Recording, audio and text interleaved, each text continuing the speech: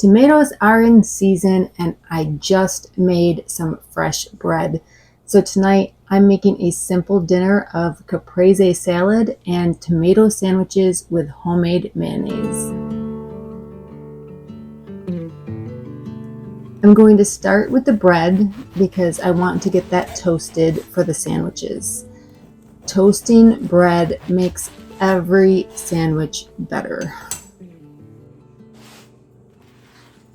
We ditched our regular toaster not too long ago, and we are just using our air fryer, which also has a bake and toast feature. So I'm just popping the bread on the racks that go into our air fryer. While the bread is toasting, I'm assembling the caprese salad. And if you're not familiar with caprese salad, it's really just sliced tomatoes, sliced fresh mozzarella, and basil. And no, there isn't anything wrong with your screen. My tomatoes are not red. They are a yellowish, orangish heirloom variety, and they are delicious. As I slice up the ball of cheese, you might notice that I always treat myself to that little piece on the end. I figure it's my treat for making dinner. I'm spreading these all out so I can come back and add a sprinkle of salt. A little salt brings out the flavor of both the cheese and the tomato. You don't need a lot, but a little bit does make a huge difference in taste. And lastly, we need a little basil. I'm just chopping up a few leaves that I will sprinkle over the top of the tomato and the mozzarella once I get it all assembled.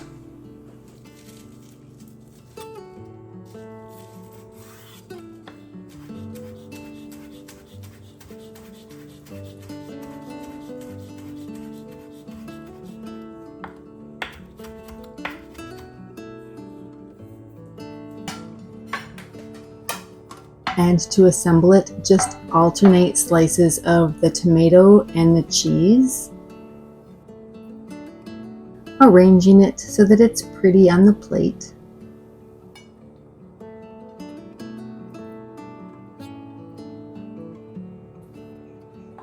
I'm adding a drizzle of a balsamic reduction, but you can also just leave it with just the sprinkle of salt. You could also drizzle it with a garlic infused olive oil, which I do often, or you could just even use a little splash of balsamic vinegar if you don't have the reduction. Whatever you choose, do that, and then finish it off with a sprinkle of basil.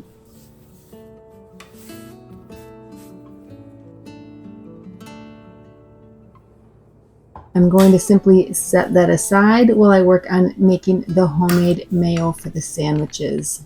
Now, the recipe I found for this suggested to make it in a wide mouth mason jar, but my immersion blender doesn't fit in even a wide mouth jar, so I'm using a measuring cup. I'm starting with a room temperature egg, and to that I'm adding 2 teaspoons of lemon juice and about a quarter to a half a teaspoon of mustard. I think next time I make this, I'm going to substitute vinegar for the lemon juice because I think it could have used a little more flavor. I think the lemon juice just wasn't quite enough.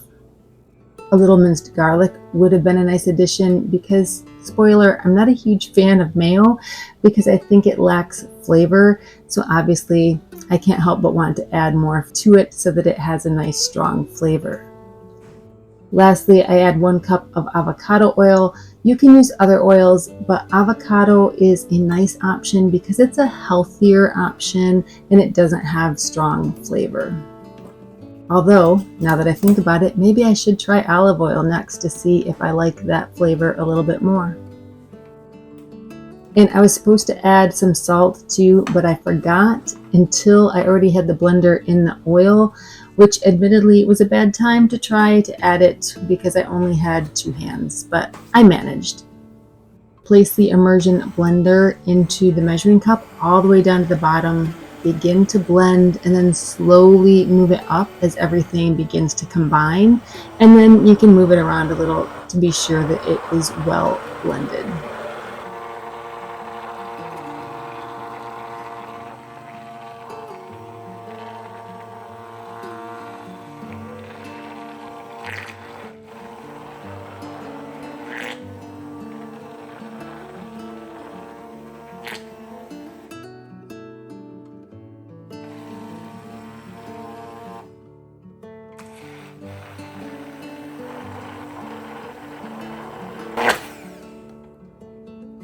You can see the mayo is nice and thick and creamy. And then it's time to build the sandwiches. I have some spring lettuce from our local farm. I have some fresh parsley from the herb garden. I'm just pulling the leaves off the stem.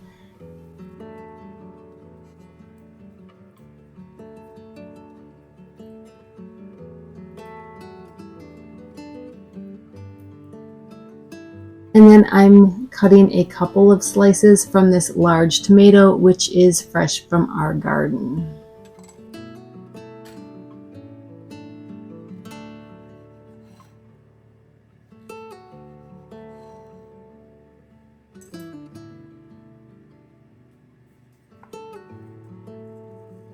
And just like with the caprese salad, I'm adding a little sprinkle of salt to my tomatoes, and I'm also adding a little grind of pepper. I have my toast. I smear both pieces with mayo, add the tomato slice, the parsley, and the lettuce.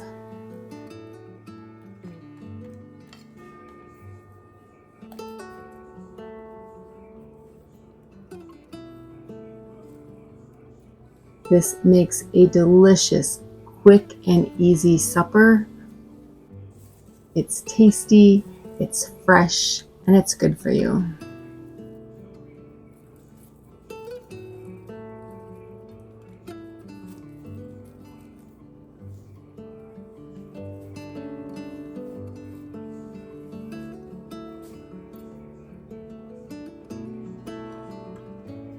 Here it is.